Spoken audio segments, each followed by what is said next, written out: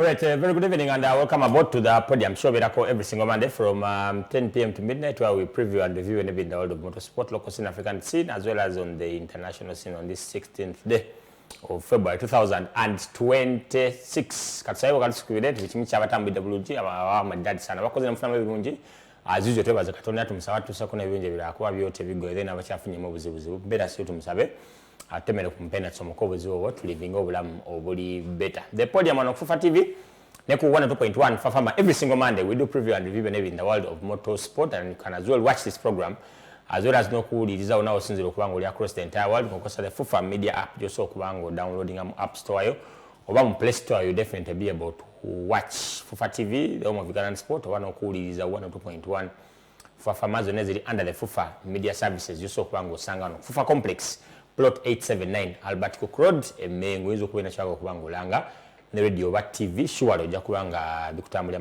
maidadi sana Monday to Friday sawa 3 paka saa 10 then Saturday paka sawa 3 paka saa 9 shuwale acho kwanchita kumpeoza Fufa TV ne ku radio 102.1 Fafama bija kubanga biita kalinza kesho manza program on this 16th of February 2026, and we have a lot regarding the world of motorsport is concerned. The many sport and the education was only equalizer.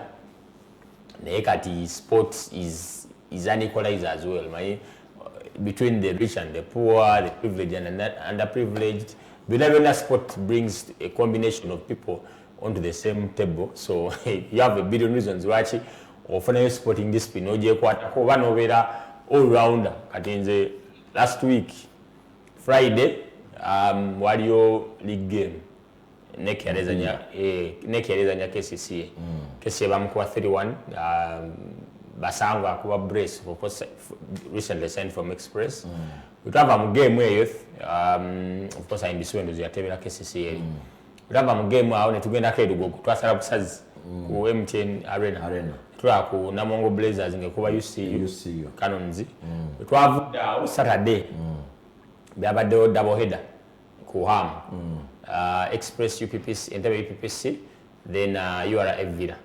Gamba, then weekend, try to have more educos from Friday, and then rally Sudan. Again, I'm so gamba, weekend of Morocco weekend guy, you're fully covered. Kari, Nina, some of the panelists on to this show. Then no Mukulu, Oscar NTAMBI, he's been here before. We've hosted him. I think this should be second time on TV. But the third time on the Podium show because yaja ko nim radio nga shechali running a radio. Pleasure Oscar Twega tako ali fresh from Kenya. Irando was a shene funanya abantu nga bakalandi Oscar avude Entebbe wali asaze busazi twafuna chembe yali akabe South Africa asala busazi atokira wano and many more. Kali kasema na gabe nga wabuzako and then over the mass you have a lot we're going to togerako but of course we're going to focus on the safari. Oscar going to representing Uganda. The event is on 12th of the 15th of March 2026. No the sigaza for a computer in 3 weeks. For fun in 3 weeks and some days. Actually, for your computer, 2 weeks. Yeah. 2 weeks. There's a start to test out. Esa doza fun. Esa doza fun. Esa kumi na bili paka. Esa mfani. Special mkuto wangu vawa ngo yita mbisi.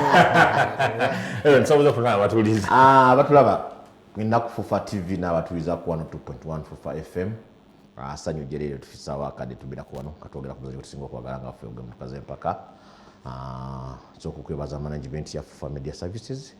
Otuwanga akakisakano kwera kumpeuzayo kitogera ku muzanyo gaffe kutusinga okwagala ennyo nsooka kuyozayoza aba bafunye ebirungi mu wiki tukubya amabega naye ate era sijja kulemba kunakwaliramu namwe abafunye ebizibu mu wiki eno tukubya amabega muganda wange Pasuwa kitalo nnyo kitalo ne muganda wange Mustafa Kanakulya na kitalo bamemba bafawo bombi babiddwako abaana omwiki gye tukubya amabega so tunakwalira wamu nammwe kama abagumye abayise mu kaseera ke mwitamu yagaba era yajjawo. And for Pasuwa it's been about them major issues for quite some time. Okay, name Mustafa Munga Pedenga Mustafa Kanakulya. Oscar, sabuza kufana batuliza.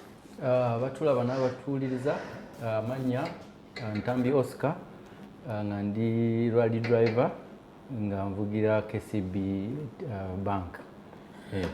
Okay, ndabe producer kutaddeko member uma kituufu nnyo kyekisoboka nakuba kikyamu zilizobadde oga nti co-driving okitegeera ate awo producer kyokoze sikirabanga osaanayo ekisanja ekirala kubanga eyo club mwenvira ddala eya Uganda Motorsport Marshals Association era nga ffe tukwasaganya okutayiminga obudde omuzannyo guno ogw'amaanyi ennyo gw'emmotoka z'empaka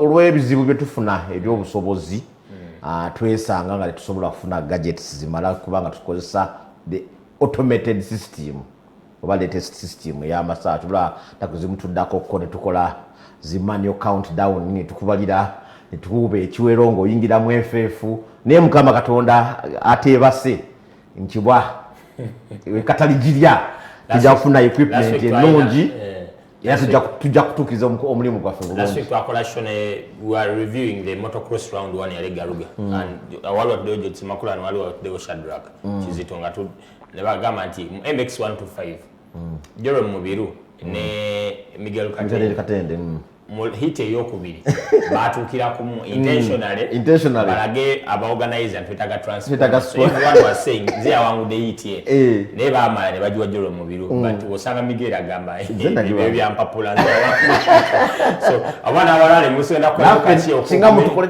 bali kinjagala okukola kimu era ndoza bwe naba nkikoze Oscar omwaka guno nga gutandise badde nsaba baleme kunyigira bejera ntataganyeko ku budde bwo bwa stage nga 2 oba 3 ensi etegeere nti amasaawa tugeetaaga bijja kuba lutalo ale kati kyokola bwakolanga 1815 ne muwa 1845 ate awaddako 1815 ne muwa 1724 bw'ogenda osooka oba bw'obaddeoka mbadde njagala nkikole kyokola omugira bugizi mulwale nafuwa time bba naye nga kyekituufu members ba club yange aba Uganda Motorsport Marshals Association bali ready and willing to cope up with any new system brought for better trainings abana bagezaako okutraininga kulaba nga bakozesa amasaawa amalungi gonna agagaleteddwa tugakozeseza bulungi. Oscar, let me pick your issue one. Kuba ndooza mu East Africa wano the Tanzanians have their recently I was had a Tanzania naku zino Arabia yebadde ekola naye Abatanzania nabo bayinako amasanga ge tulina aga rally time nabo bayina agaabwe ndooza bo bayina tag queue nayo enkadde naffe nga tulina rally time. They have kept upgrading. Oscar, as a person has competed using the RBI in comparison to the manual way, is that Sawazawa Ironism is Niga or Mulabi? I don't know how do you what kind of competition because you know your time is much secured.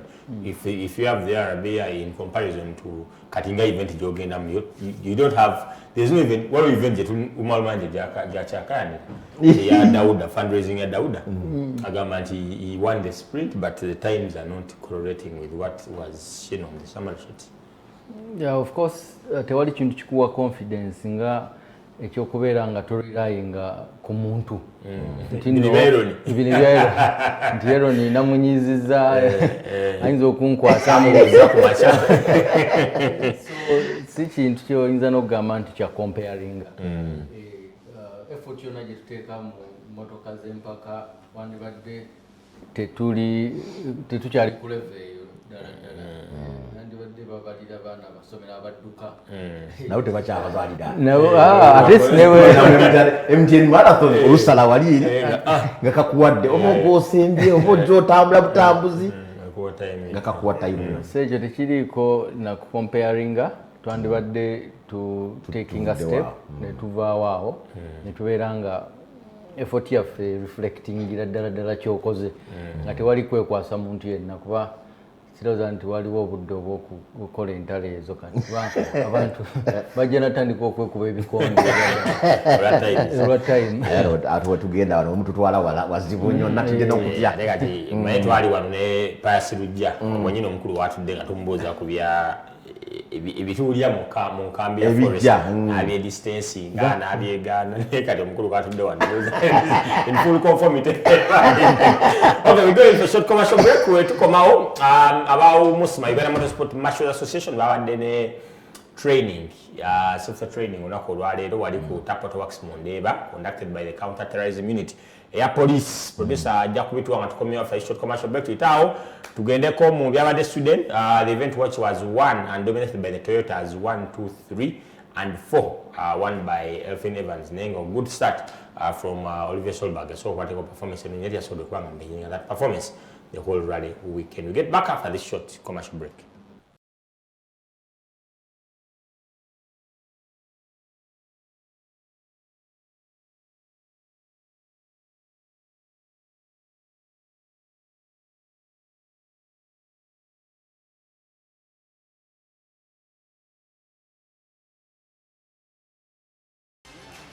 All right, we'll be back from that short commercial break. It's a Podium back every single Monday from 10 p.m. to midnight, where we preview and review in the world of motorsport. The discussion here about time, not justification, Zakola, and Oscar does not seem to buy into the Oscar Gama tell what BI, Tambuliza Evo 10, Monga Kataba, and you've sat in that car.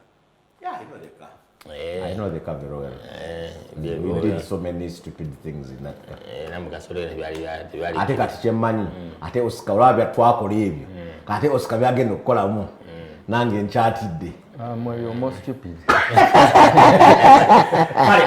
Lunaku olwo Tapoto Works wali Mundeeba Amid Gombe, Vice President FMU, waddeyo safety training ya Uganda Motorsport Safety Marshals Association UMSMA, and his UK safety is Vice President of FMU as per the old setup.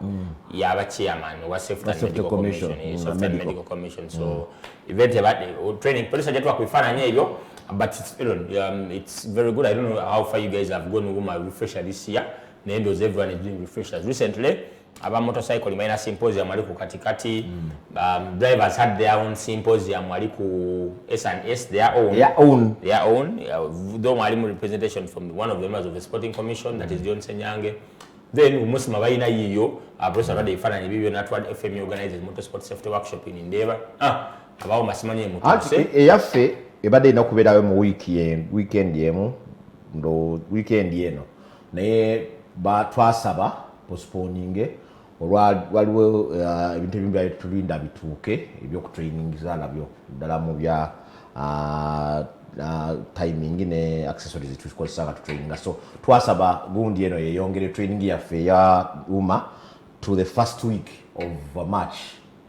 Yes, so era tugirinde first weekend of March ejja kubaayo, tujja kuyita bonna abalina okuba nga batula mu gundi eyo.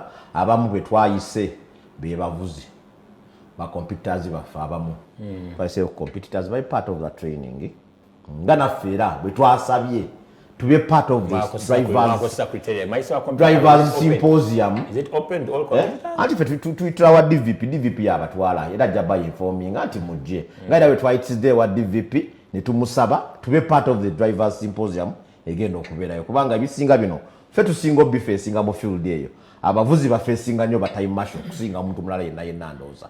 You meet them on all the controls. Obweyingira service osanga time marshal, fuluma service osanga time marshals, ku start ya stage osanga time marshals. So twagala naffe tube part of the trainings abavuzi babeeramu nabo babeere part of our trainings. Yeah, but very good initiative from UMSMA ahead of the 2026 season, and kiyambe kundabe over 100 marshals ababadde mu training eno to Ronald Batara as a president, Helen Bukenyi, some of the members of the club. Mafu. I know what member. I remember. I didn't take a kukizo kuwa member was serving club, sporting club. Look at this year, not subscribe, but the club by the demanded the kwasanya songa safety marshal in motorsport. Mulimu na members of Kuve Jinja, Rajab Mkulu Sajabi Arafati. and the rest above there from Eastern Motor Club, no general supplementing club there, to have the numbers. Also, in terms of motorsport and safety, to have motorsport. If you see these workshops about trainings, you have a billion reasons to go flat out because you're going to training. Sawa ya kanjite.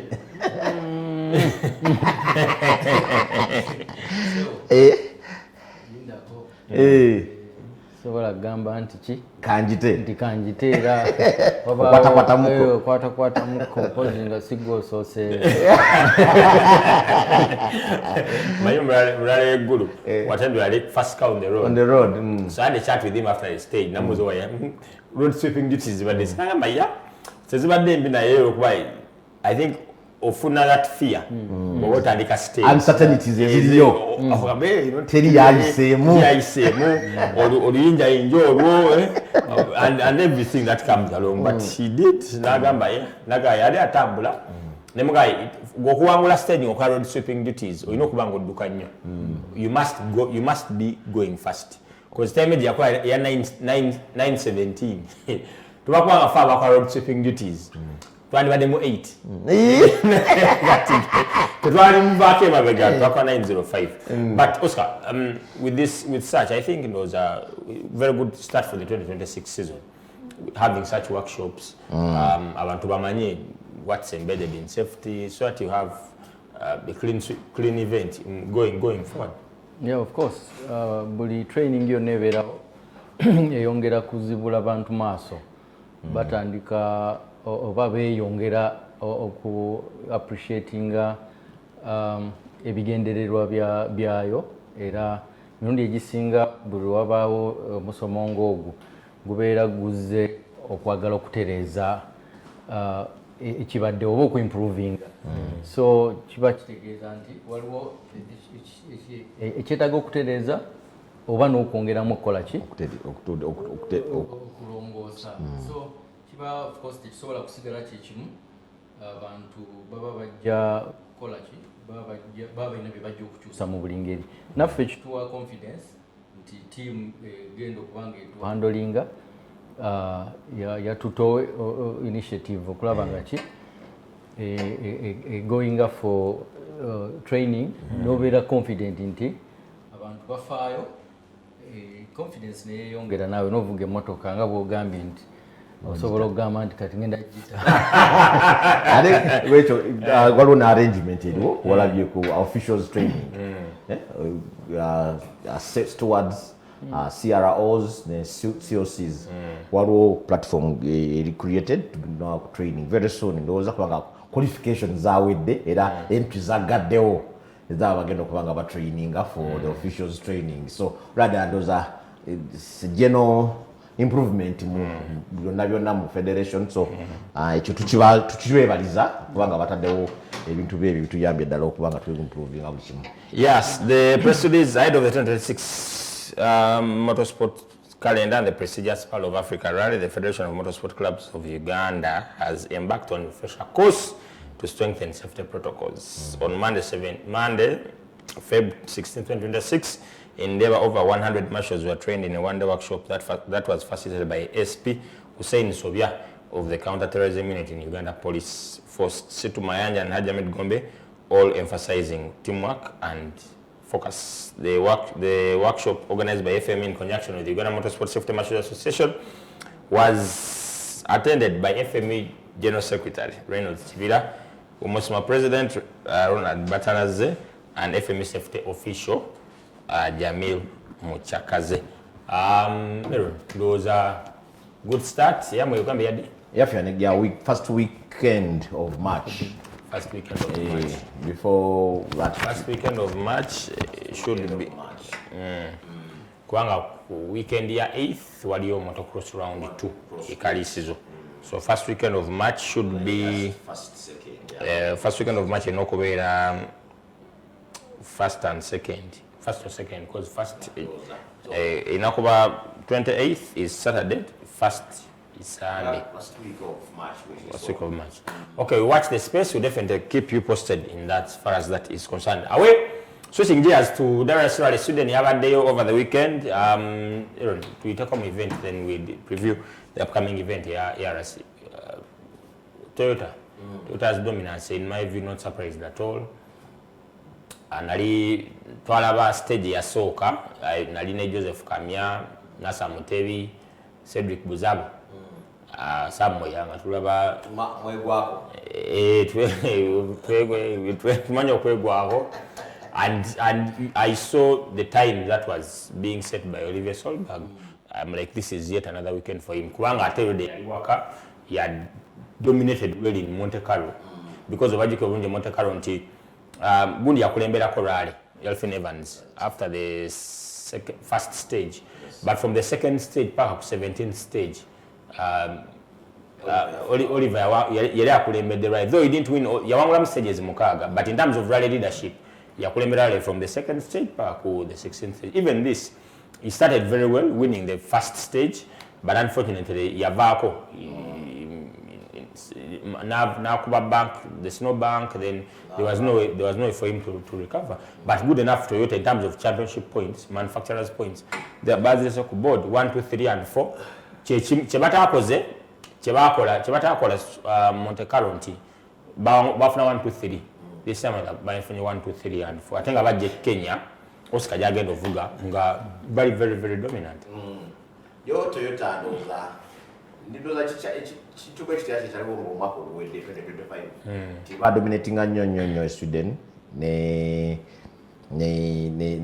Monte Carlo dikira bulungi nti last year Sweden era Evans yajiwangula. In fact ndoze no winye yakusatwe Sweden so yakubiri na ro so labada nti Toyota ebadde performing bulungi nnyo mu the first event says of the season kati kirungi tugenda kujja ate we bayinanga nakuzotereka bayinganga we bayite waka Kenya Safari Rally bakola koko ne 1, 2, 3, 4, 1, 5 so rabeda anti performances zaabwe mu events zine soka zibadde nnungi nnyo.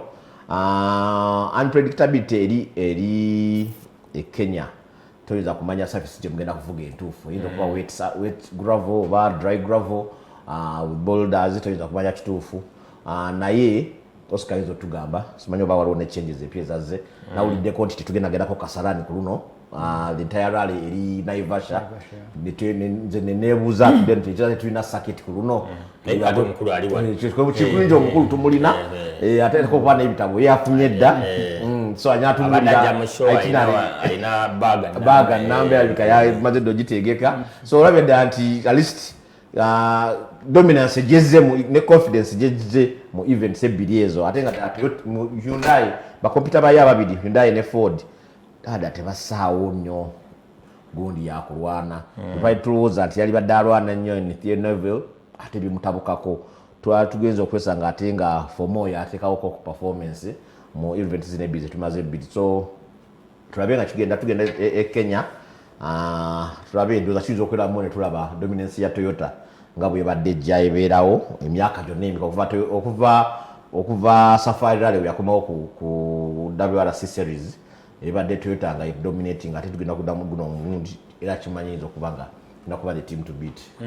Of course Hyundai yatandika bulungi. Thierry won the shakedown. Yes. But Oscar, I don't know which team do you support anyway? In the WRC. Toyota.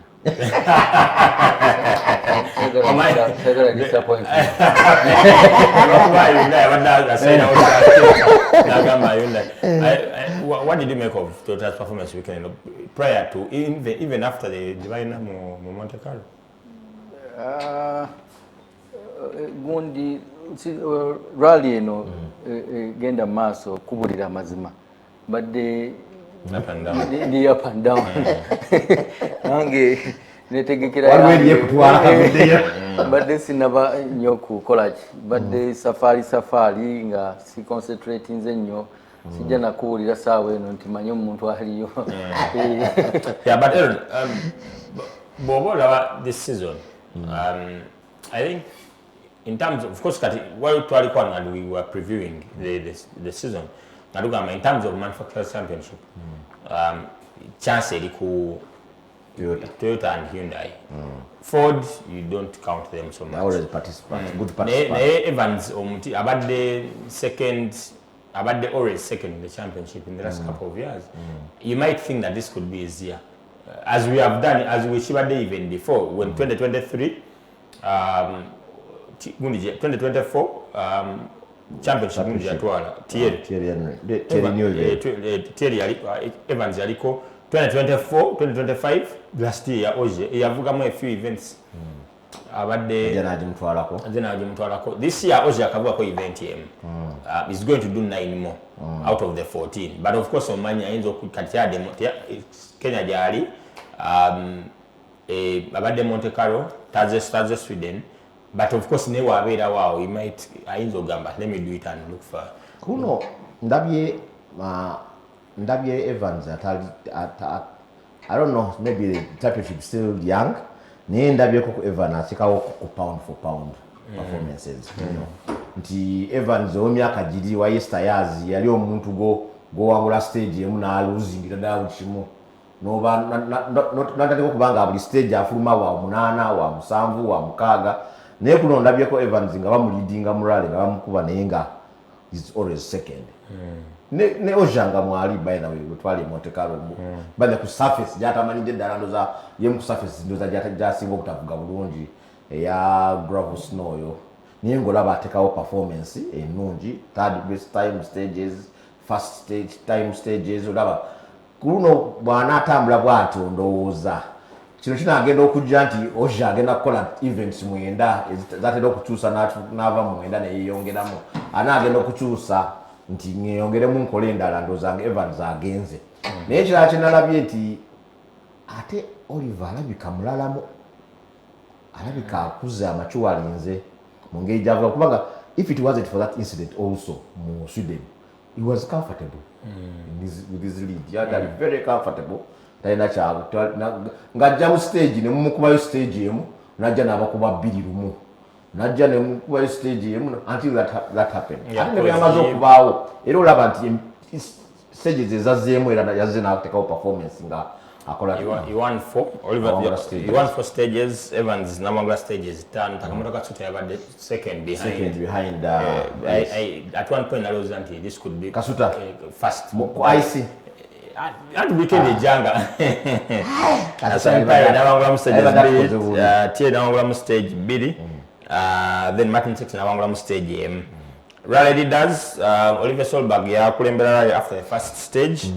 Evans nakulembera from the second stage paka stage y'omukaaga Takamoto gambide nti nadendowooza yakulembera ko from the 7th up the 8th stage nova ku stage y'omwenda paka ku stage ye18 yabadde Elfin Evans naye of course stage wins Evans yabadde most stage wins 5 Takamoto 4 Evans 5 Takamoto 4 Oliver Solberg 4 Sami Payari 2 Theo Neville 2 then Martin nawangula mu stage in terms of stage results overall rally round of course Evans Toyota bafunye 1 2 3 4 but if you look at Zendoza in terms of manufacturers Toyota is picking up the points in terms of difference wakati wa Evans ne Takamoto za seconds 14.3 Evans yabadde of course Takamoto yadde wako 2 Sami Payari yadde wako 3 Oliver Solberg yadde wako that completed the 1 2 3 4 for Toyota. Adrian Fomu yabadde mu kyokutaano of course Sape Kalape mu kyomukaaga Thierry mu kyomusanvu ate Hyundai bazze mu 5 6 and 7 kale that bibadde Sweden of course tudda Safari kyekyatesera Oscar Ntambi wano atubuli ebiri event twalabye last week nga KCB ebalanchinga the team analabeko a couple of drivers the dream KCB dream team Uganda tulinayo Oscar Ntambi tulinayo Kurem Oscar Ntambi Asmani Muhammad dream team Kenya balina abavuzi babiri basatu all lady crew all lady crew all lady crew then waliyo Karan Patel ne Tausif Khan ne Nispel Shakanya ne Deep Patel Deep. Then Rwanda nayo ne bane Kureo. Queen Kalimpinya ne Mugabo. Yes. So Oscar, producer ngatuwa ku byabadde Kenya ndoza awada masavu ndoza abaganda bagamba nti ajita akola ki tajiwomya agati kebyogedde kuzo tajiwomya ndoza biwomya mukulu kabitulu producer twende ne launch y'emmoloka yinga ebya first of all for starters katsoka tuve how did you come at this decision of shifting from the Subaru to the Evo oba wale yangamye nti okwe mukulu kajja mutuufu atuwe ebyamutuukako ejjinja jinja kayunga NRC2 NRC4 in that zero left ngabakave wange ku start walino kumukubira zero left najiraba nako amanya abantu balowooza nagwa mu slow left naye nali nagwadda natulayo butuuzi nali nagwadda nagenda okutuuka okureducingamu ku speed okwetegekera ekkoona awo ebintu ebyatabukira nenzikiriza nti temuli break naye abantu baali balinze nga balaba emmotoka ejja ekkoona lirabika bulungi abantu baliyimiriddemu nga bamanyi nda kutuuka nkoleki ze manyi ebizibu byenayita so abantu abamu balaba engeri emmotoka gyeyagwa mu kkoona balaba najja nensiba ndowooza nebintabukako nengwawo motoka yava amabega nga tesiba nga nzija lwana nkolaki naye nga babuulirako ku upgrade njagiyita upgrade ey'okuva mu Subaru nenzira mu Evo sirowooza nti kyava ku mawulire agaali ekayunga ndowooza era yali process yali process so whether wani wano gwekayunga what one good day you had to upgrade I had to upgrade era target yange bwe nali ngula emmotoka ezo nagamba ka nzigule nyeyongera okutrainingiramu kuba eva mbeera noonya challenge si kuvira ddala ku motoka yange yasooka si eyali enyangu nnyo naye nagamba kantandike neeyo era naye challenge za Subaru nenziwulirako naye nenguma nengamba nazo kanziyitemu so omwaka ogwo nali era mpulanize bina bintambulidde bulungi nja kukola ki nja ku upgradinga mukisa mulungi nti bwe nali sinaba kumalako mwaka natuulako mu Evo mu motoka efaanana ne gye nali njagala nekinyongeramuko ku speed nengamba sijja kulya Christmas nga seewadde kirawo kya mwaka so ne making sure nti omwaka nga tegunaa kugwako nkola upgrade ntuukiriza ekisuubizo kyange kye nali neewadde so yali just kyali mu time ntuufu yennyini. So then, in terms of, was this car, of course, Mocha previously, first driven by Duncan Iwano, then Adam Raouf, then for a long time, we had Dengue, they are Mulamuko, that kind of idea because a Fort Poto, Bisana Kunimizako Bazukulu, Munga how did you arrive at, because there are very many Evos. The Evo 8, okay.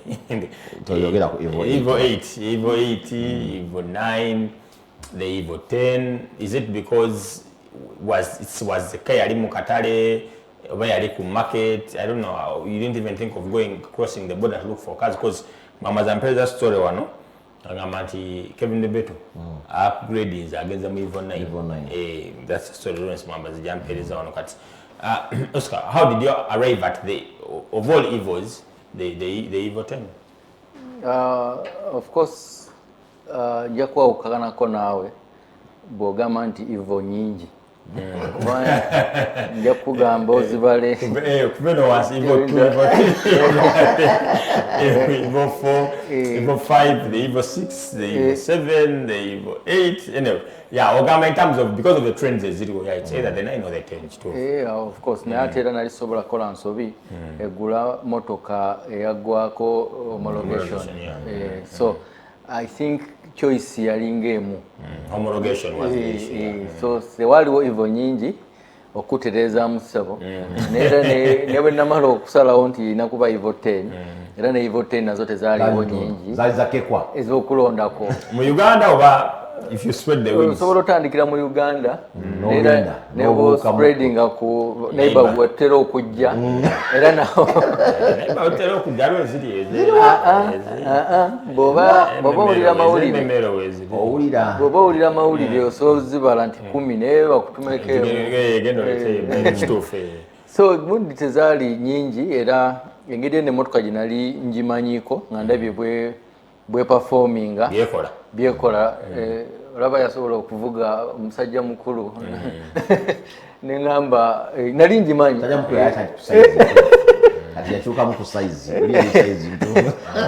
neŋŋamba emmotoka nali ngimanyi era nali ntegeddeko nti bagitunda neŋŋamba bwe ndituusa oggula ng'ekyaliwo nja kukolaki nja gigula era ndooza saanoonya saagenda mu bifo bingi mbukebera eno negundi saagenda e Kenya so bwe natuusa nagenda bugenzi kulaba mbeera ki gye yalimu nali mmanyi of course maze ebbanga nga tetambula which wasn't bad for me kuba nali mmanyi bagiterekedde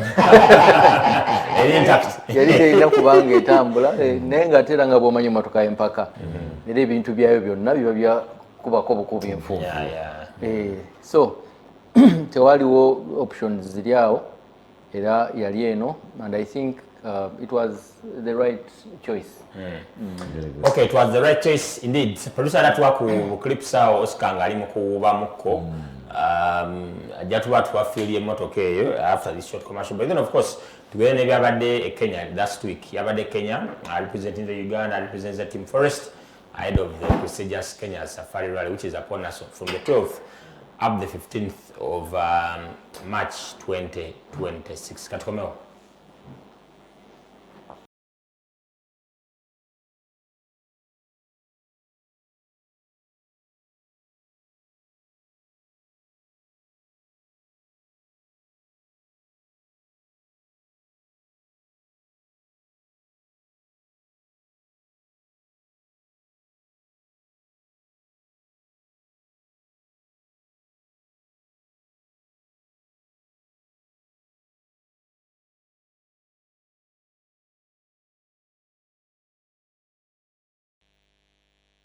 It's the Podium show every single Monday from 10 p.m. to midnight where we preview and review in the world of motorsport. When you come to I have lots of feedback regarding today's show and we'll definitely pass it on to relevant chaps. I was Oscar. You'll definitely respond to that. Oscar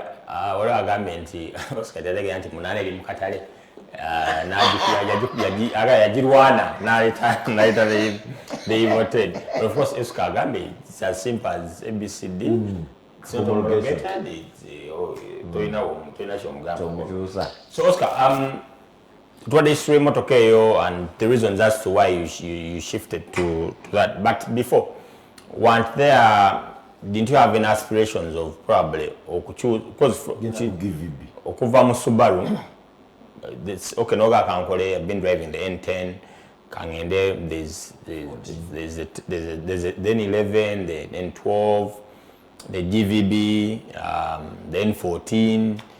Ko muntu abadde avuga Subaru katinga ponsiano omusanga kedde kumachana achusa na because from the Alteza what has over those soko testing a motor ya 4-wheel drive but there's a Subaru. By the way, Oscar NTAMBI champion what 2-wheel drive what 2020 2021 what's it 2022 mu Alteza. Yeah, so I think those are 23 24 25 it was paswa mtulekere no asinga chabakola ne 2025 netumuyiwako amazzi but Kamboze, why the Subaru? Why the Evo? Why not the upgrading into a Subaru? Because some of the decisions abantu abasinga twali mukula nenga nyonyola lwaki ayagala nnyo the Subarus. Everyone has a different taste or preference. Ensonga ndoza ziringa bbiri lwaki nagenda for Evo. Esooka omanyi bw'obeera mu rally ojja olaba zino emmotoka kubanga ze nnyinnyini oba ovuga nazo. So obeera olaba bwe ziperforminga, obeera olaba challenge zaazo. So Subaru nzize njiraba, of course y'emmotoka esinga obungi wano Uganda mu rally. Era mu rally zonna ndowooza Subaru yesinga okukola ki okwapiyaringa, naye sisuubira nti lwakuba yesinga okubeera reliable. Waliwo ensonga lwaki Subaru zezisinga okubeera ennyingi gye sijja kwogera wano ku TV. So emmotoka zize nziraba ne Evo nziraba ne Subaru nga nzirabye. So decision ngenze njekkaanya bulungi okumala akabanga. Ekyokubiri nali saagala agamba nti mu jjane yange ey'okugenda nga ntesitinga buli kimu kuba nava mu Alteza ne ngenda mu Subaru. Kati ate bwe nandize mu Subaru nandibadde ate kati siri simazeeyo kati njagala mbeere nga nsobola okukola ndoza myaka 5 tugende mu Skoda. Bwe nava mu Evo era nja kudda mu Skoda.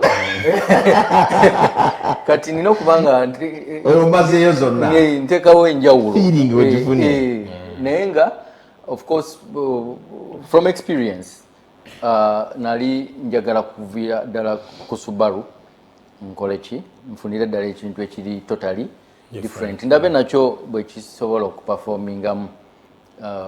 Bbanga lyenvuzeemu nsuubira nti Evo is a better car okusinziira ku judgment yange. Just for the short time of you.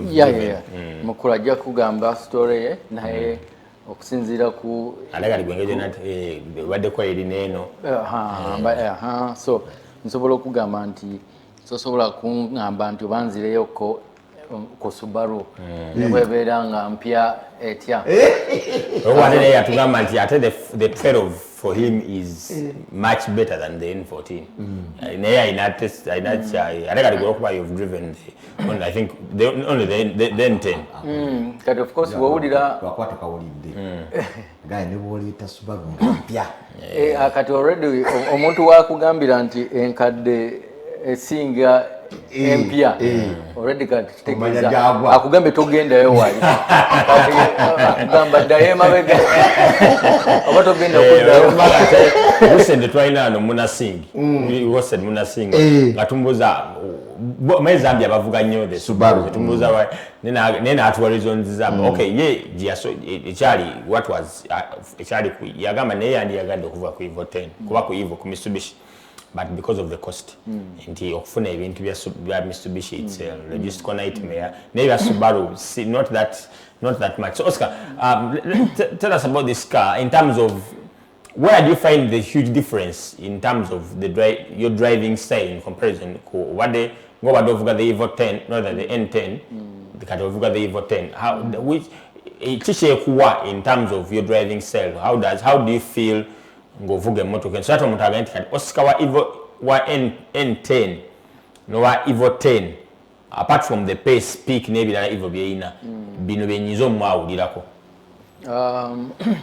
Ekisookera ddala handling yayo yanjawulo ddala ojuwulira nga ne bw'oba odduse mu speed ki ng'esigala stability yanjawulo kati ne mu gundi eziri tight owulira nga ne bw'obeera ogezaako okuweta tereka teswinginga nnyo nga Subaru okuba nga wetaaga correctinga okola emirimu mingi so emirimu mbadde njikoze ebbanga ddene kati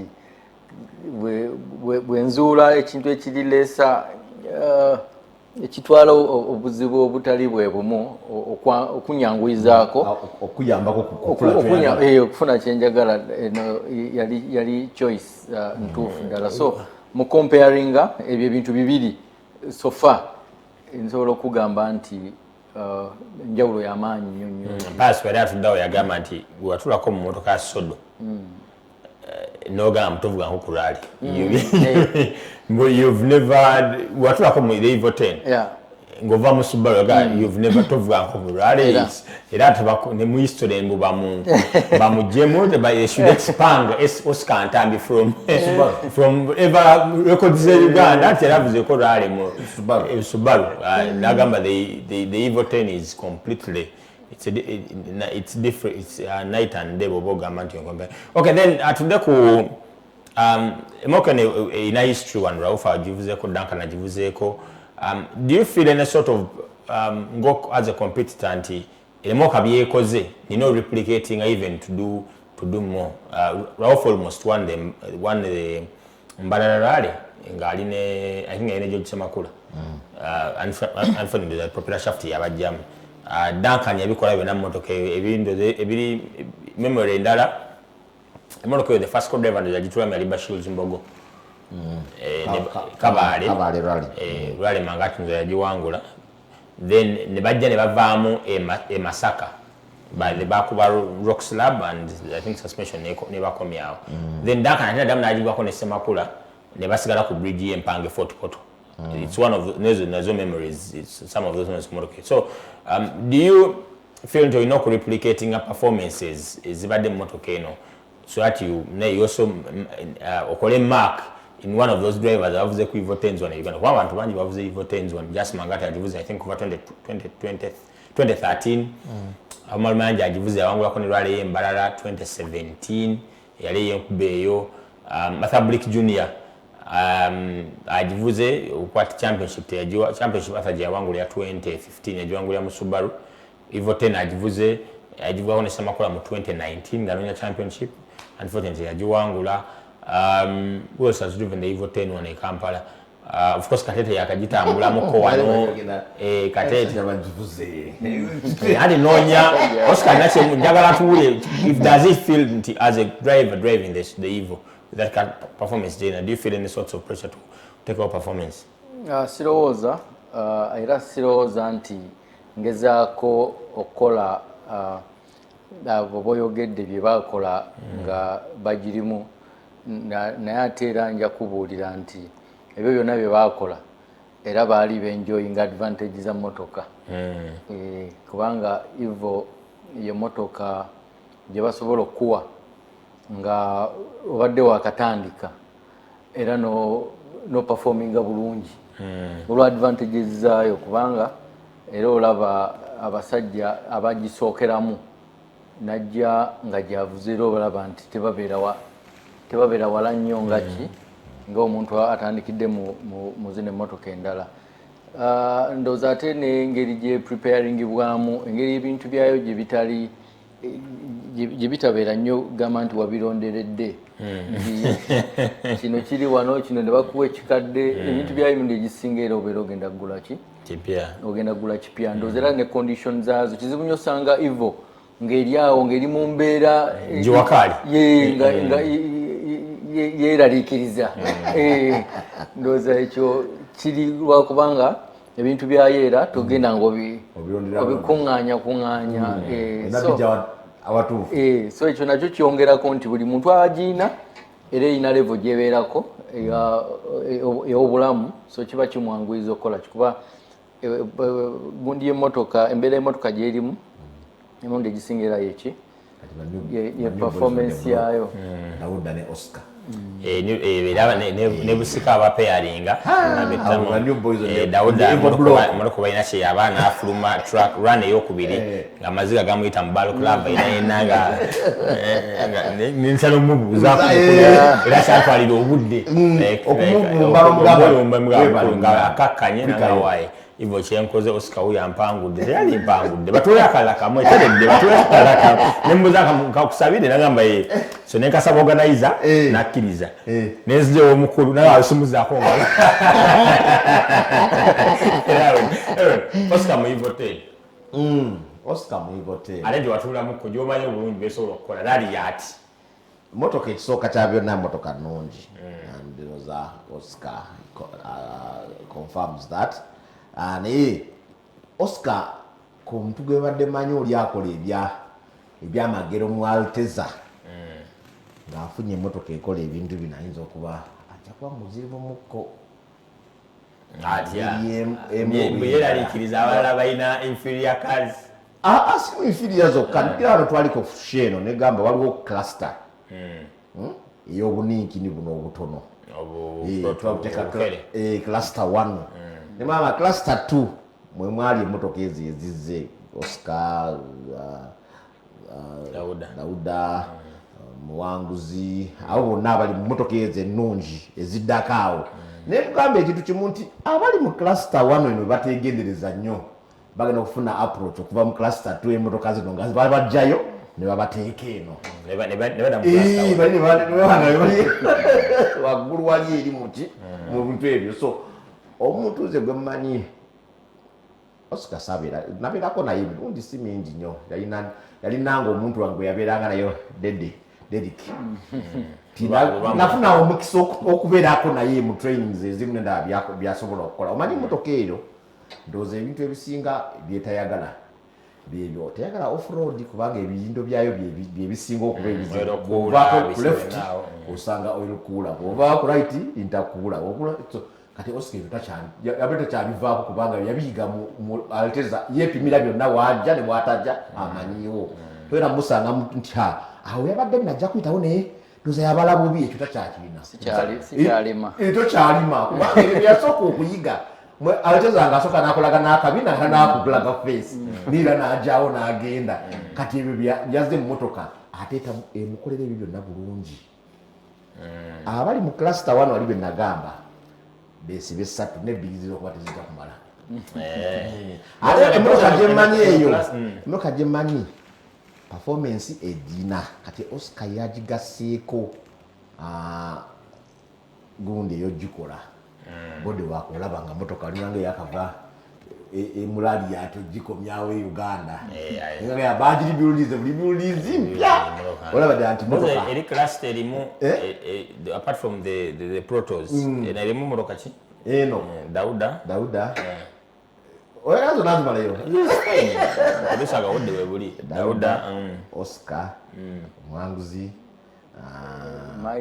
Mike mukula Mike munana bagiteekemu munana yani munana ansime munana yo tesiba tesiba ezunga eminya eyo cluster erimu emmotoka nga mukaaga nenga banga Omar naye akomawo mayanji nawedde Haji Omar naye Ambrosi okitegeera emmotoka eziweranga mmotoka mukaaga awo 7 kati bali abali wali eri mulimu abaana abato babebeto abagala okuteekawo oteesa emmotoka bote bagala kumanya oba ajja giteekawo awo kati kyobulaba abali mu cluster eri ab'obumotoka buno obumpi posero bayagala ennyo obwo balina okwesiba 3 nebbiri zijja kumala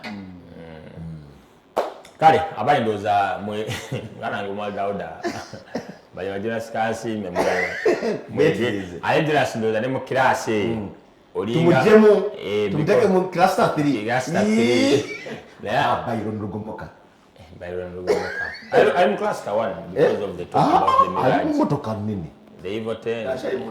Okay. Let's talk about him upgrading the Mirage. China kabina. China gundi upgrade. Upgrade ze Uganda ozimano. soka kulaninga kusitunyalinga nomanya nti yakoze upgrade kalode Segabo alimu eri class Segabo ya promote the class yo motoka obutono by the end of the no batudduka nnyo naye bwe class yakola akamotoka kali kakuwa advantage nyingi boboyi kakola ebintu birala nnyo. Okay, Oscar, then talking about the body weight of this car, the Evo 10, in comparison to advantages says emotoka ina ku, of course you get ku the Subaru's handling level katikanzire ku zile motoka of course on za classifying into cluster 1 gwenga in your own view if you're competing against those cars, which of course you will. Where do you think you can have an edge? Because both already those are by default back on edge because of the weight. You're driving the same engine.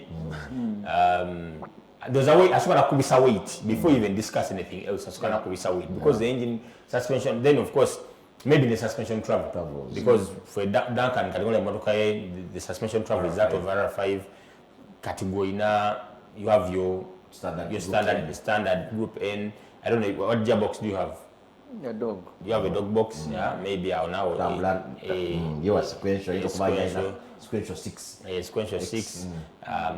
Those are, I think you now putting out performance more there's need for someone talking about upgrading that car into putting another 4 kit in that car. So actually maybe ogezeko okujawali you dine with the big boy with the big boys.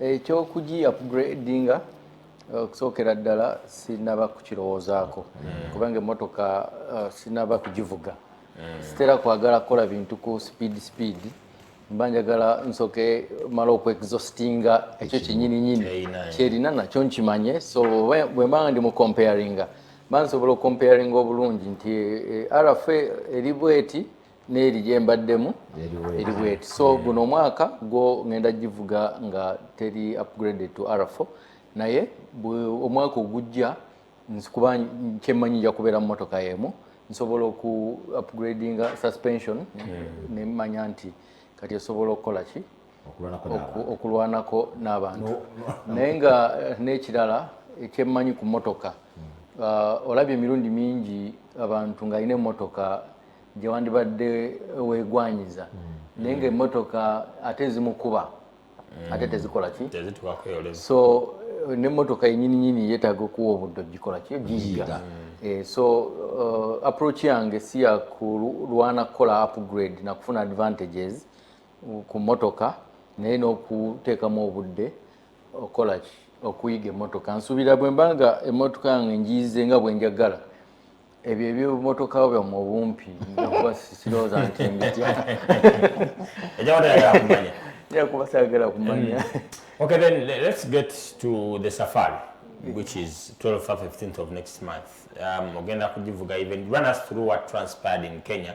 For twali Kampala and about photos and videos trickling in. You Muliku Mukolo, your producer Dr. Kufana Nyevyo about the sponsorship of Jamafuna and other teams, other competitors from different countries. Ebifaananyi ebyo ebisinga bye mulaba byali bya Sunday. Twagenda ku Saturday ne twali tulinayo shoot ku Sunday. So ebifaananyi ebyo byolaba ebisinga nga tuli mu overalls ne awo nga tuli mu kunyumyanyumyamu ku mboozi twali ne ba driver naye twali mu shoot.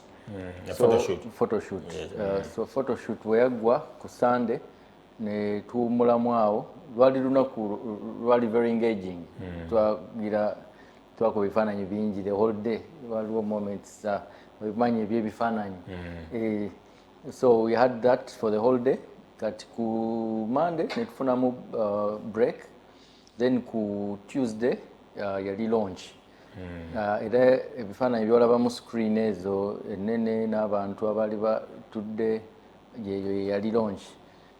Launch yali yanjawulo ku launch zaffe zino eza bulijjo ez'abantu ze nali namanyiira ez'abantu abatono. Launch yali very very serious waliwo arrangement yali y'amaanyi nnyo, breakfast biki abantu bangi, so yali experience nungi nnyo. N'ebyali ku launch nabyo mwabiraba, abantu batuyisaamu ku program nga bwegenda okubeera. Excitement yali nene nnyo. Guno mukolo launch yali ekulaga size y'omukolo gwe tugendamu, nga olabira ddala nti ekintu kye tugendamu si kintu kitono ate si kintu kya bulijjo. So teyatwala bbanga ddene, era ndooza ssaawa 6 launch yali ewedde, naye nga okusinga era yali ya bwe yaggwa twali tu interactinga okusingira ddala. Basponsor KCB yaliwo, of course yali main gundi era yategeka bino byonna ne ba flagginga off Karan Patel ne Nikhil Sachania z'emmotoka ezaaliwo ne Gattimu z'emmotoka ezaaliwo awo ez'e Kenya zo zaaliwo, ezaffe tezasobola kutuukayo. So kyatuwa ekifaananyi kyennyini nze nali sigendangako Kenya for a launch. Kyatuwa ekifaananyi kyennyini yali kickstart nungi. So ne batu preparinga, sponsor n'atubuulira kyatusuubiramu, naffe ne tuteekamu engatto mu mutwe ne tumanya nti time eyo bw'eneetuuka tulina okudelivaringa ekyo kyennyini nga ekifaananyi kye baali batusiigidde. So bwobumpimpi launch bwetyo bwe yatambula, naye nga gwali mukolo gw'amaanyi nnyo. There was something to learn. Munaaba mumpise wano okubategekerayo launch, nja kubakolera ekintu kyekimu bawe ku byokulya. Kale, we're going for a short commercial break. When we get back, still Oscar to discussing the upcoming Kenya Safari Rally. Lots of things for him to run us through. Previous twalabyeko motoka lojjaemu Asman Muhammad wabaddewo pass ojjabadde agituulamu. Asman by the akoze ku safari, akolako safari ne Kefa Walubi. I think it was the candidate event. The event. Yeah, candidate yagikola ne Anthony Mugambwa. Yeah, then waliwo ne, in fact in the Evo 10 by the words, so he has that experience. Oscar responded that. But then of course how is the team preparing for the prestigious event? Agambe, the sponsor, expectations ningi zasubira mu Team Forest as well as other competitors. Then of course some of the interactions yaina with those big guns. Karan Patel has been here and won the Pearl of Africa Rally before. Katukomeo.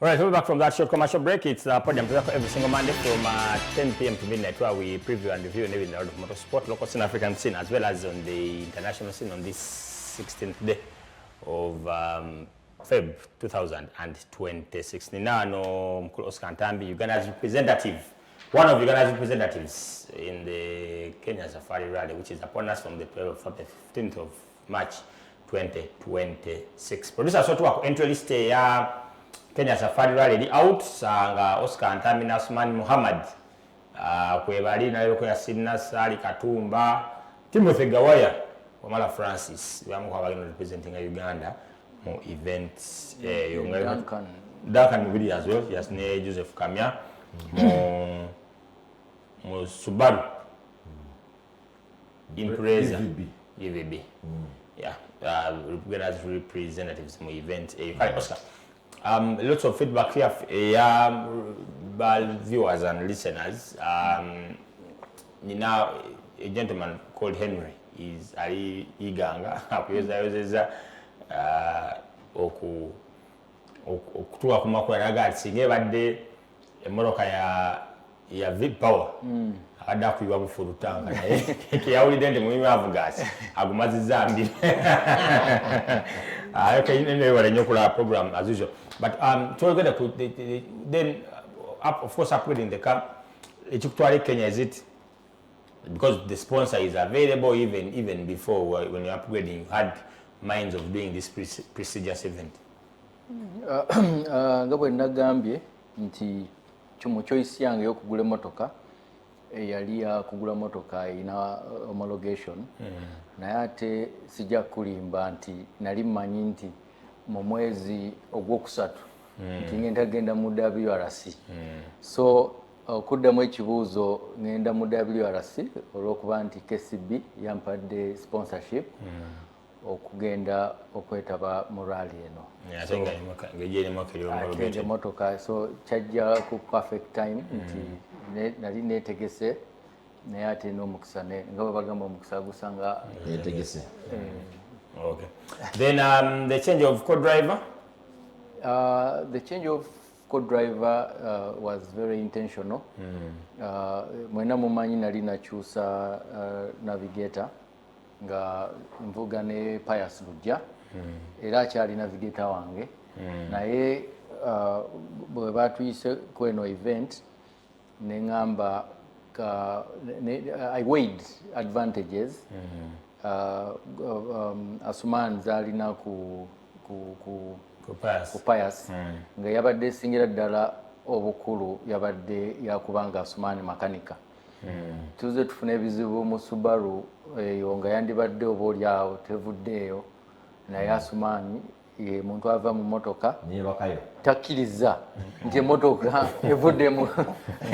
evudde mu rally so avaayo n'alaba problemu ki n'ajjayo kino n'akuba jek nze nga ndaba biringa ebiwedde so mirundi mingi tuzzemu ne tuvuga emotoka olwa effort ya Asuman so mu rally eno nga mugimanyi nti rally nzibu ate nga Asuman stages yaziyitamuko so saayagadde kutakinga any chance neŋŋamba ne musaba Asuman ajje tuddemu tu pairing tulabe bwe tuyita mweno event bwe wanaabanga waliwo challenges zonna abeere ng'asobola okutuyambako okukola ki okuzisolvinga so Asuman yazze specifically masinale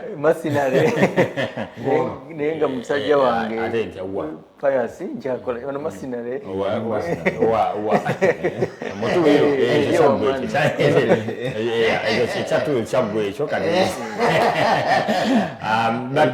entralist yeeyo Oscar Ntambi entrant number 37 sticker number 47 aline Uthman pronunciation yafusa mzungu international okay ndabaka flash tundo sije bavuze WRC bank Karan Patel Tausif Khan ka flash tundo Tim Joseph bavuze of course the priority one cars Olivier Solberg, Rafin Evans, Sebastian Ojadon Fomo, Thierry Neville, Takamoto Katsuta, Sami Payari, Esape Kalapi, John Armstrong, Gasquin Smith, Robert Bavis. Yeah, and Andres Mikkelson, interesting. Mikkelson azavu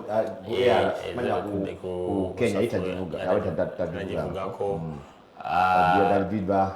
Diego Dominguez abaddewo before entrant number 16 ka number 25 Daniel Christ yaliwo luli last year yajja ne kuno Karan Patel entrant number 18 ka number 27 Aineta Osif Khan Skoda Fabia Carl Flash Tundo for the Fiesta Saman Vora Saman Singh Vora Justalo Skoda Fabia Evo yategwa abantu wano Pajero Mahome Victor Kundi Skoda Fabia RS and then then those are Isa Toyota Yaris Isa Mwari then Simwenda Isa Skoda Fabia yes Akif Virani Skoda Fabia Ismail Azeri Kenya Skoda Fabia RS Number Nikhil Sachani entrant number 29 ka number 39 Alina Deep Patel Ford Fiesta R3 Rally 3 Adnan Din in Amza entrant Alina Amzano Duncan Mubiru you have Joseph Kamya Subaru Impreza at WRX Giancarlo Davite Subaru Impreza Evans Nzioka oyo no abadde atera okuvuga event eyo Oscar Ntambi. Oscar Ntambi entrant number 30. Okay, Oscar, so does this set the pace for you to do the ARC this year? Because over Kenya, event got 15th. Or in how many days? 11 days or so to the event in Mbale. Mbale, what, 27, 28.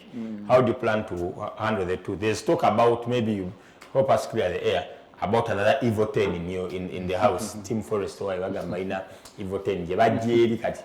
Mkuru agatuwe dala wano ya very oba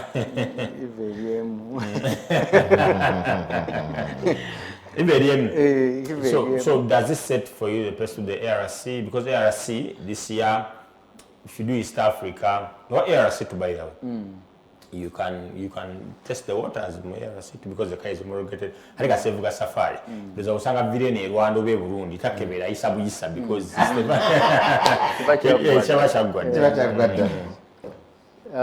of course bwetumala event eno tusaba tutambulire bulungi bwe tutambulira obulungi automatically tujja kujja twetabe ne mu rally ya Pearl of Africa.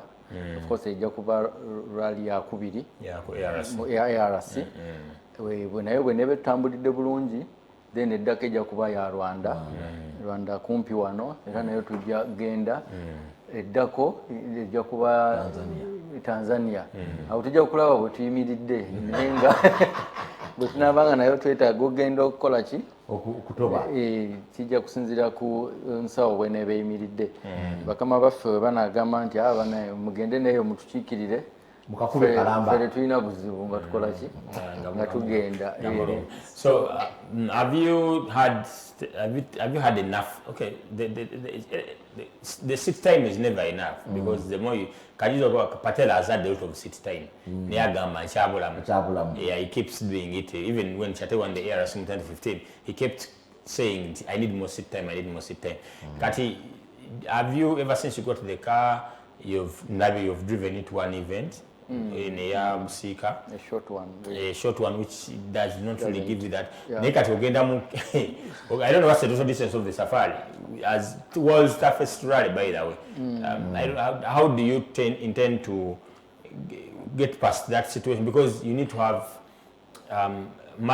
you need to do a lot of practice. These are clips that were the car but does that really give you the zero guarantee you can test the waters in this world's toughest rally?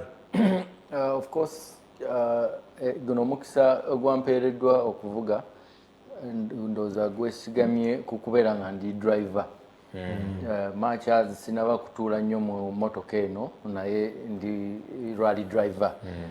Nsuubira nti nsobola okuvuga ekintu kyonna ekiba kimpeereddwa ate era kyemmanyi nkyalinayo obudde obugamba nti kanneyongere nvugemuko nga sinabakola ki genda Kenya. Tewali nnyo kya kukakasa kiri awo nti ngenda kukola ekintu ekipya era ngenda kuvuga nga bwe mbadde nvuga just neetaaga kwongera kumanyiramu ku motoka era ngenda kugenda ku weekend Nairobi nsobole okwongera okuvugamuko ku motoka. Awo nja kuba sina kirala kyenjagala nja kuba nvuzeemu ekimala already ndi driver mulungi. Okay, yeah, going to Nairobi is a very good feel of the terrain. I think you need that quite rally in Palm because the distance that for competitive distance. It's a jet by gym. Of course, ngezaako preparing mentally, physically, ngezaako era okukola ku exercise nzuzu ndaba. Omuntu ali fit abalabika. The gym and prepare for rally in Palm. Yeah. Palm and you nakunya. Sirowooza nti ndi bubi waliwo abasajja amannya g'osomyawo abansinga emyaka nga 2 naye nga nabo bagenze okugezesa nze neekwasa. Safari upon us, Oscar representing the country as well as Duncan. The rest, we'll get the rest as well. Naye yamuwerekera naye oba akabokisi kanaasoboka buli wenkamenyako bwe nti ndaba kakendeera nnyo Fufa TV tena ate kati challenge weri nti rally oyina 11 days bwoveeyo anti ate era kati ate activity nene nnyo Mbale nasigala ontegekere muganda wange nenda okujja kunyumiza tuja kubaayo nekimu ya just take you through how it jakalaba but team Uganda boxing jakatereka team Uganda mu Safari I think we have a very good team.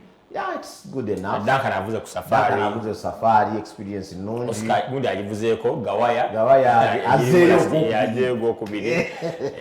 Alemedeko agayenda. Nayo Yasinna Sabaddemu. Yasinna Sabaddemu. The nightmare of 2024. 25 yakomawo nga ali fresh and loaded. Good. Even the ARC champion, but he's defending everything is on him. He has to defend the ARC.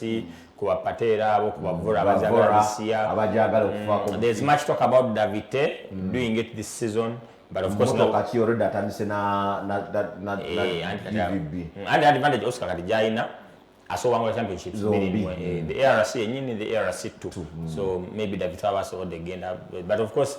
Priority ebera nnyo kubali bagayi bwabanga atinga vora abazze bakarana ekigana just yagikwatirako paka the second last event bali mu Evo paka we yachusa na atwala I20 that's thing has maintaining the Evo osanga yabadai accumulating the points is yeah, so you got I think final representation nungi and you can wish these guys the best.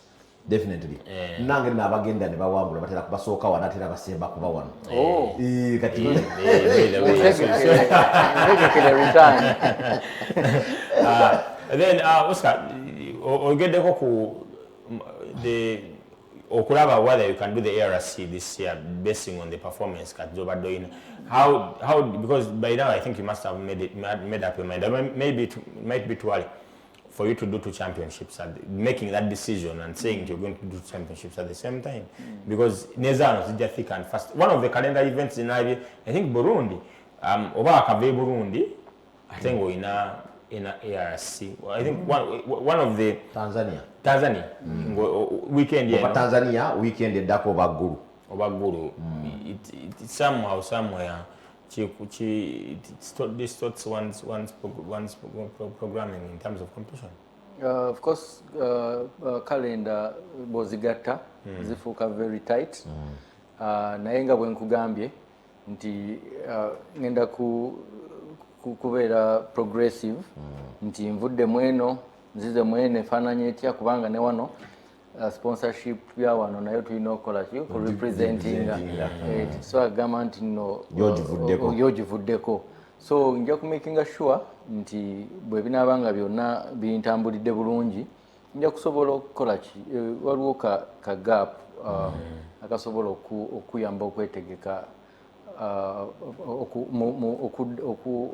preparing for event ebeereddako mu nsi yammwe tujja kuba tetulina kyakukola tulina kukozesaako nsuubira nabo baba bategeka batera ki planningira lwakuba olumu bibatabukako ne batasobola tuwa wiiki 2 naye nga twandibate at least those eyo yokka yeri closer ndala yali closer yali ya Rwanda oba ne Jinja ne bakisembeza kati yawera weeks 2 ndio yawera 2 bweziba wiiki 2 ziba zikumala Safari ne Mbale yali immediate nayo neweziwera weeks 2 so I think any excitements that you can't wait for ahead of the Safari Ogati no some of course kyokubeera nga ngenda mu WRC kubeera uwezi kuintroduce achievement ya maanyi olwulidde Baludevu bwanyaniriza sikyali muntu wa bulijjo last year Gawaya bava mu Safari even before the Safari after the Safari bamukima ku airport Gawaya namunonya kuona kama mkeshi wote numu personal ngomuntu abade kwendolisi nakuba screenshot nazimpeleza ngakwe list ngakwe kuliko ne Oja ndikuwemu ne Oja chongamba yanga yile watanditandise that alone iraji it's a souvenir yaji flaming naji take out nacho mugamba sticker ya number 48 ku motoka wala bemanyi nga nezino stika za media za safari tebajija ku motoka wese newe yatse ayiza najiza ku yebgo tobanga yebgo tujakumanya what do you excitement ya safari about? Yeah, of course excitement ya manyi nga bwomanyi no event ye event driver yenna gyandibadde yesunga okwetabamu. So it comes with a lot of excitement. Byebimu ku bintu by'oyinza okugamba nti dream come true. Ate of course tesobola kuleka nga bw'obadde tesobola kuleka kyekimu. There's going to be a lot of interaction. Tugenda ku feeling ku stage ezenjawulo endurance kategenda chuka ngenda okukomawo wano zino stages za mu mukaaga zemutegeka mugamba tumaze wagamba nti mfolo slide alabye ngoine ba Patel batawusifu ni Kelsa Chanya ene sneak peek into the they tell because for them they have driven the safari they give you box with of course kubakati tuli okwawukanako n'okugamba nti osanze driver muno tuli team KCB so era bwe nafuna omukisa okuyimirirako n'omusajja namubuulizaawo kubanga Evo 10 yali agivuze banka ate era akyagiina so alina ebintu byeyambuuliraawo binali sinaba kuwa nnyo budde era bwenzirayo wano kola practice era ngenda naye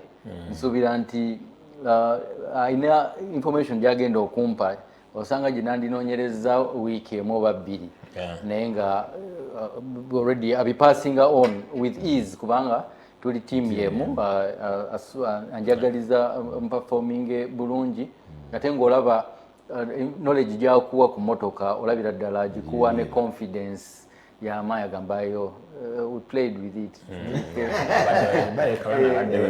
waliwo omuntu omu yafunako bufunyi sneak peek ku driver oyo n'amutuukirako bwati kati notice yakyusaamuko katono bwati nakati kitawo takisuula yakitereka walasomoogerera ddala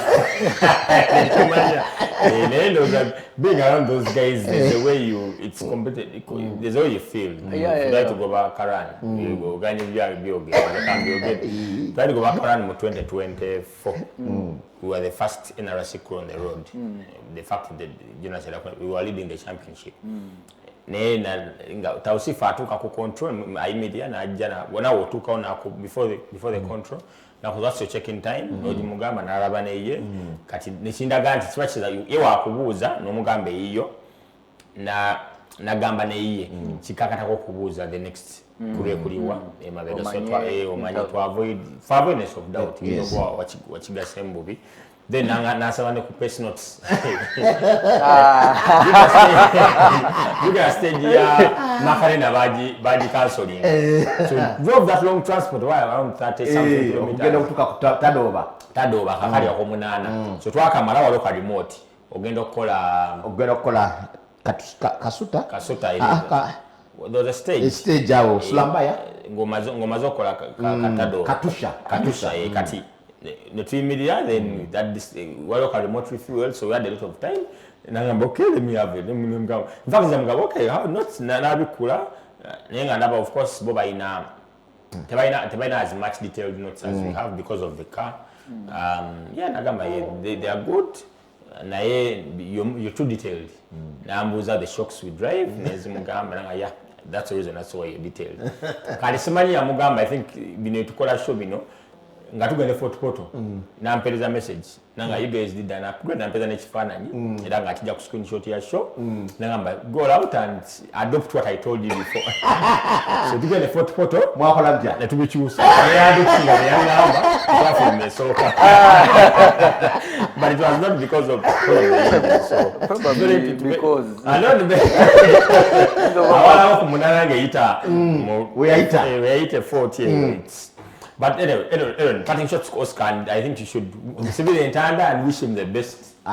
Nze Ntanda ever jem sibiro omuntu eriemu notice bwe mugenda mukola notice zammwe yeah So drive your nuts. It's as simple as that. Sijja kugamba mbu ate noonya oli not so kyekigambe okukola z'oba ovuga ku route and make sure you make the right notes nga tuli mu reki bwe munaavaayo ku nnaku lwalaale muvuge notes zammwe the rest is history. The element of endurance eyo nkimanyi is a very fit guy. He can do the endurance stages kati njakugaba kati nge element 8000 ndoza stage ndoza empanvu yalinga ka kedong yalinga 28 29 ne kati bazikendeza is like 15 16 so stages nakuzo tusichalize za world toughest zetwakola ngenda mu WRC tuvuga kilometers meka 18 fuluma yo genda mukali 7 kafume mu element 13 so isamba 22 then sleeping warrior 27. Then the terrain itself. The terrain is going with the Ashman who has been on that in a race because those same routes. Amanyi erikuba munange mwezo routes zibye bimu. Era nja kugamba nti awo tumenyerawo nnyo buli wokatinga mu buddo mwomenya buli wokola mu timu menya waliwo stage emu kimanyi oba Ashman mwe baviiramu ne nani ne kefa eyo taiza jera birana yo muri mutwe tunatuka awo awo so singa byebimu so just go make your good notes drive your notes singa bukulu. Okay, so drive your notes is the internal nja kusibide nzeba jagigamba nga nzajje sembe kwensi. Okay, Team Forest ahead of Safari Oscar. Your parting shots. Okusookera ddala nja kwebaza sponsor wange KCB eyansobozesezza okutuuka ku kino ekirooto okula kintadde mu position ya njawulo kati natandise okulowooza internationally mba mwogera ku mbaale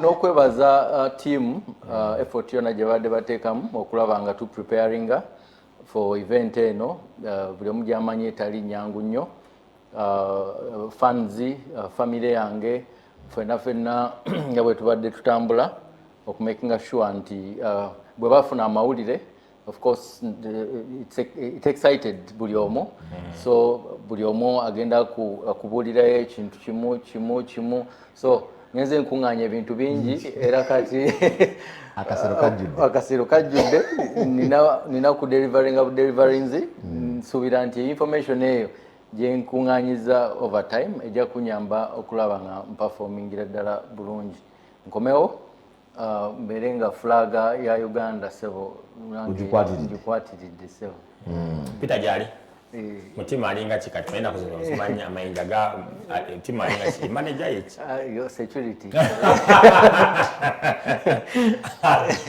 tasa akusonyo kyo mwise tewali ina kumkwatako yakugala yakole gali yo Okay, that's all we've had for you. Kangwadeko mukuru ngalo zo mukuru agenda mu safari. Yalache nagambi. Sanyaze ngawulira. Megali. Nakwata ko jaganzi jako mukali. That's all we've had for you tina Oscar Ntambi. Tuwade Oscar Ntambi on Sam Oscar. Wish you all the best and as the podium the platform is all open. After the event, we will definitely host you again, God willing. That you experience because it's worth documenting, worth speaking about, and given the fact that you're going to present the country. Kari, that's all we've had for you guys. We wish you a good night and I'll get back next week with all the latest in the world of motorsport. We're out and bye.